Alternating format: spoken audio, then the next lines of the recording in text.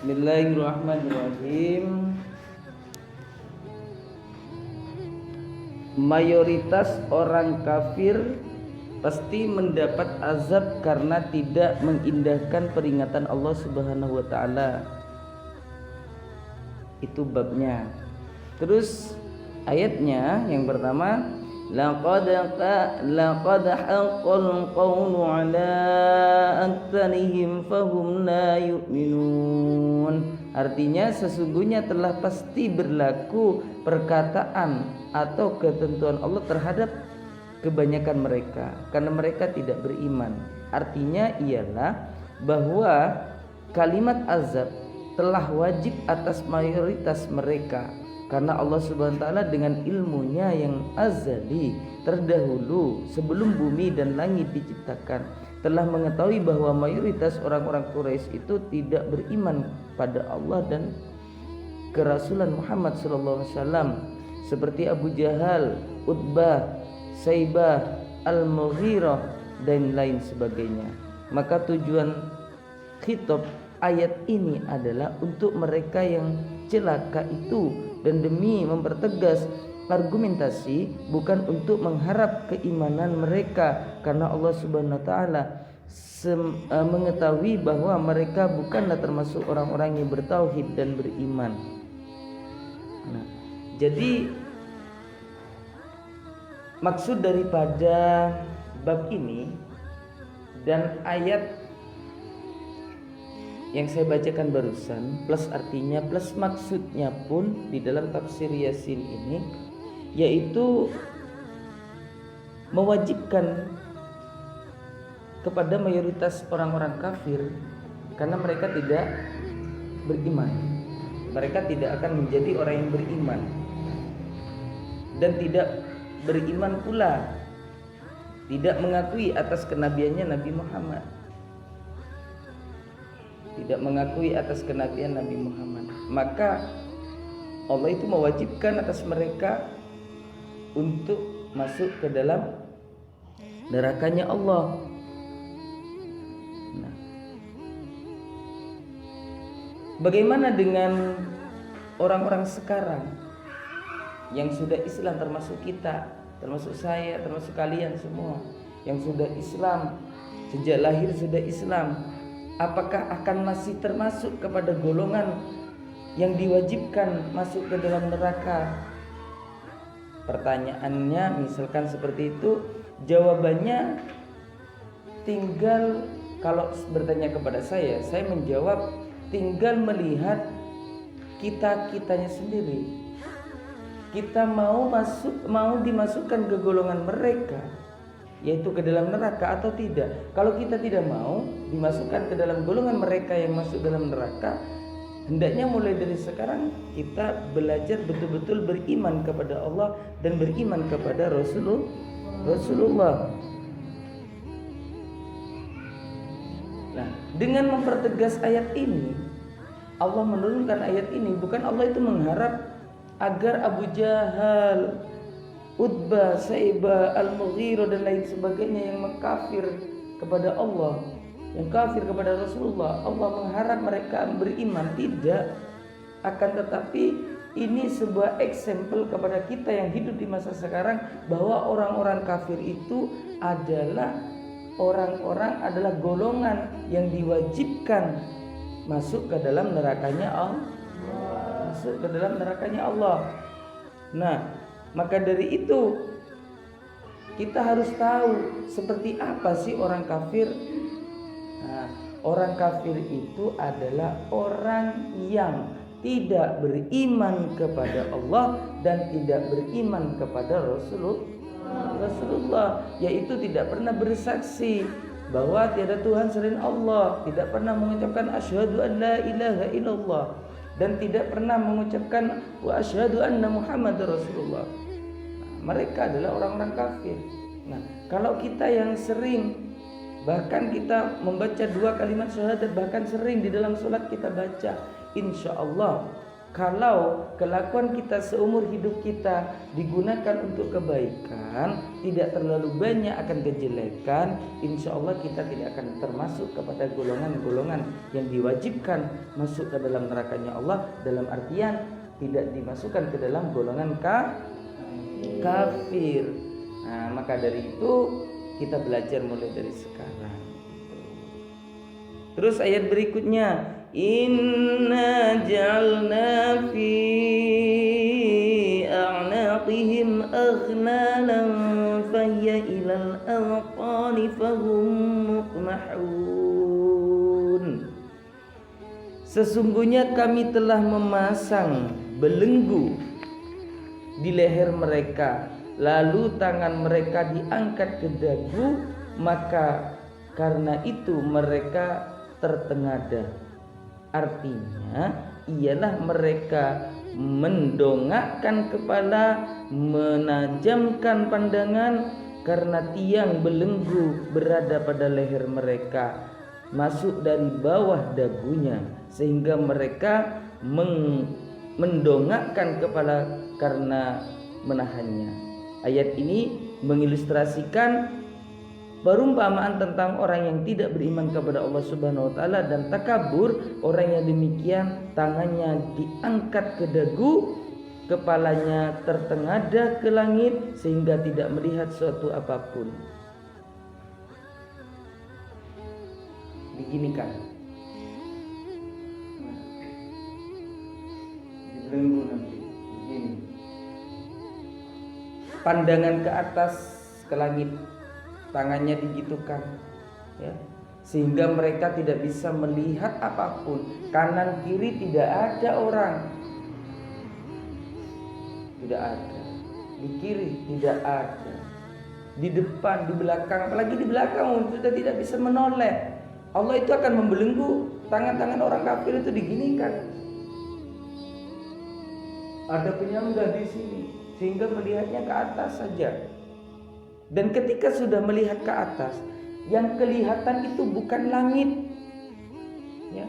Yang kelihatan itu bukan langit, yang kelihatan bukan saudara, yang kelihatan bukan harta, yang kelihatan itu adalah neraka.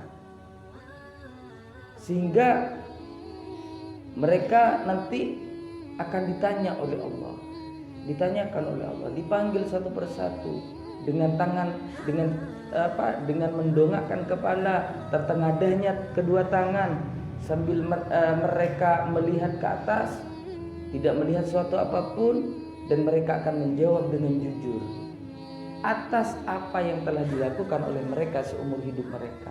Ya, termasuk kita akan digitukan nanti. Kalau pas seumur hidup kita kebanyakan keluar dari syariat Islam, tidak mengikuti aturan-aturan agama, tidak mengikuti anjuran-anjuran akhlak Rasulullah, kita akan digitukan. Tidak ada nanti yang menolongnya, tidak ada yang membantu kita, tidak ada. Dan kita akan menjawab pertanyaan-pertanyaan Allah itu dengan jujur. Tidak ada kebohongan. Kalau misalkan kita mau berbohong, kita berbohong, misalkan mulut kita dikunci. Siapa yang menjawab? Tangan, kaki, semua akan menjawab, akan menjadi saksi hidup kita bahwa kita di dunia melakukan apa saja yang telah kita lakukan pasti dijawabkan kalau kita berbohong. Nah, maka dari itu hendaknya kita belajar mulai sekarang hati-hati dalam menjalani hidup. Maka dari itu saya sering mengatakan kepada kalian, ayo baca kitab akhlak itu, dipelajari, sering mengatakan seperti itu, dipahami, aplikasikan, tunjukkan dalam kelakuan sehari-hari, biar kita nanti di akhirat tidak digitukan oleh Allah. Ada yang mau menolong kita, siapa? yaitu Nabi Muhammad SAW dengan syafaatnya beliau. Tapi bagaimana kita bisa ditolong oleh beliau kalau kita tidak kenal? Ya, kita kan tidak pernah ketemu dengan beliau, kita nggak kenal dengan beliau. Bagaimana caranya? Yaitu mempelajari akhlak-akhlak beliau, meniru akhlak-akhlak beliau, dan mengikuti jejak beliau, dan meneruskan perjuangan beliau, yaitu mempertahankan agama Islam. Akhlaknya, kelakuannya meniru akhlak Rasulullah. Ya, kenal kita. Nanti ada penyambung-penyambungnya. Yang membaca kitab tafsir Yasin karangannya Imam Hammam Zadah itu diurus nanti. Oh, ini pernah baca kitabnya Imam Hamami. Nanti Imam Hamami ke gurunya guru terus nyambung kepada Rasulullah. Akhirnya apa? Kita tertolong dengan syafaatnya Rasulullah. Maka daripada itu kalian beruntung sekali, karena kalian itu mempelajari kitab-kitabnya para ulama. Jangan pernah bilang, wah cuma belajar kitab ini. Jangan bilang gitu. Justru itu nanti bisa menjadi penolong kalian di akhirat, termasuk saya. Itu. Ayat berikutnya, waj'alna min baini aydihim saddan wa min khalfihim saddan faghshaynahum fahum la yubsirun. Dan kami adakan di hadapan mereka dinding, dan di belakang mereka dinding pula, dan kami tutup mata mereka sehingga mereka tidak dapat melihat. Aduh. Ya. Di hadapan kita ada dinding, di belakang kita ada dinding, mata kita ditutup. Bahaya.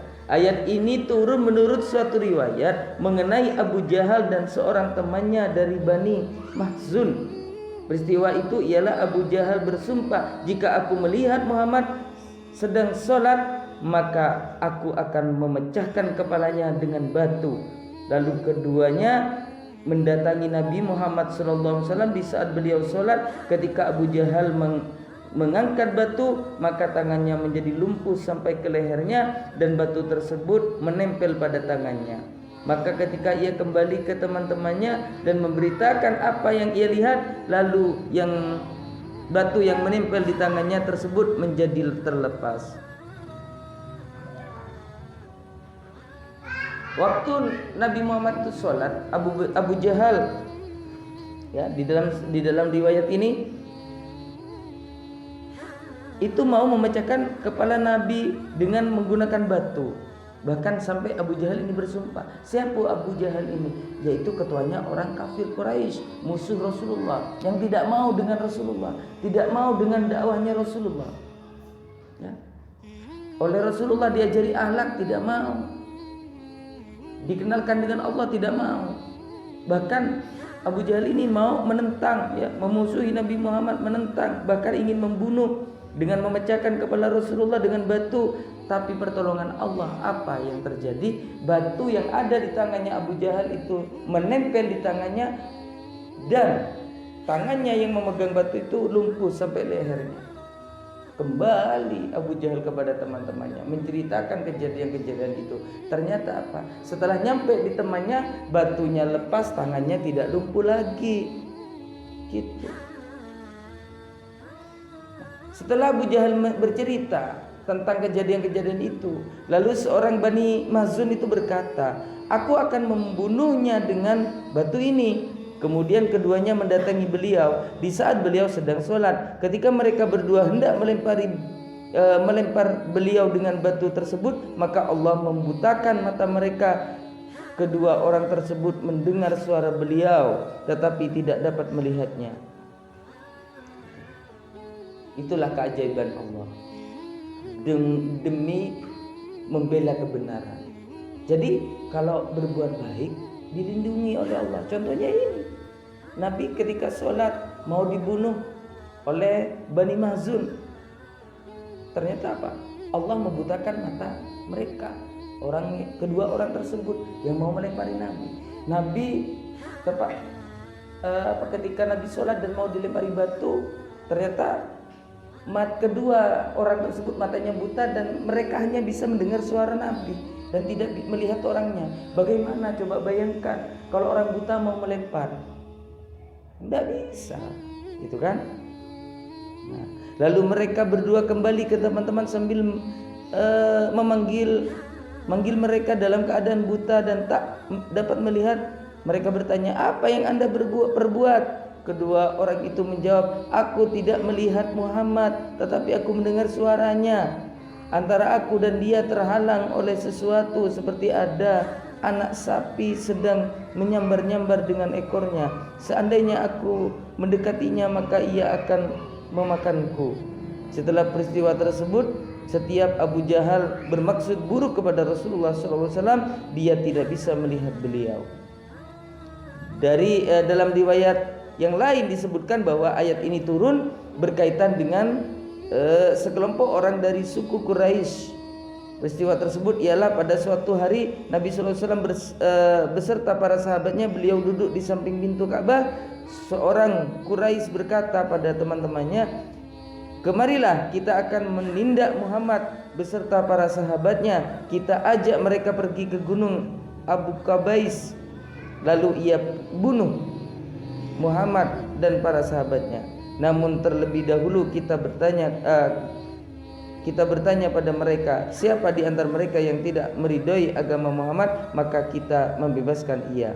Jika tidak demikian dan masih tetap meridhoi agama Muhammad, maka kita bunuh mereka semua.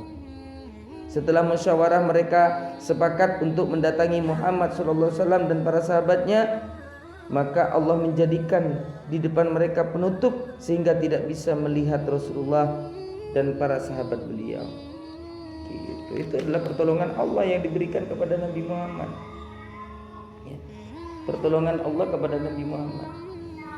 Apakah itu akan terjadi kepada kita sebagai umat Nabi Muhammad? Pasti. Kalau kita tidak ditolong oleh Allah, kita tidak akan hidup loh di dunia ini.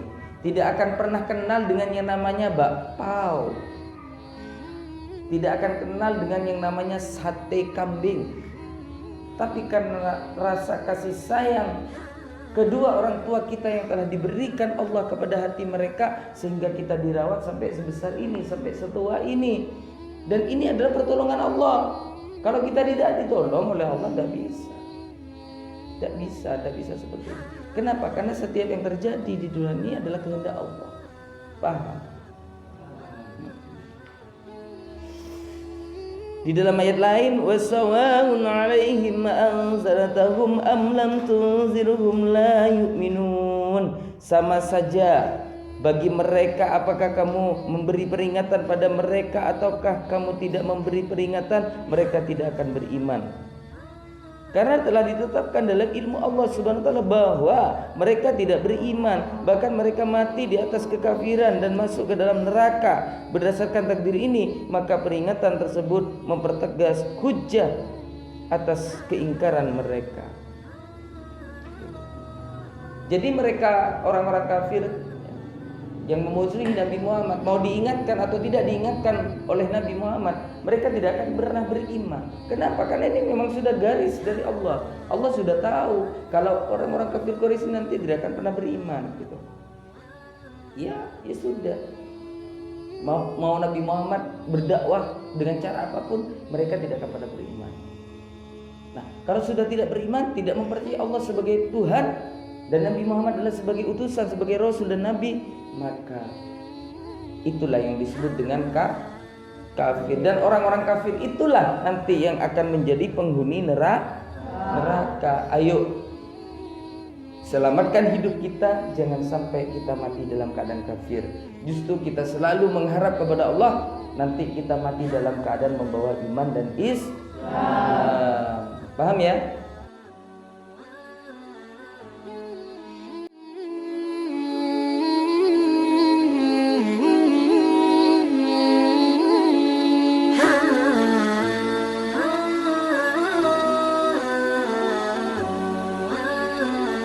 Thank you.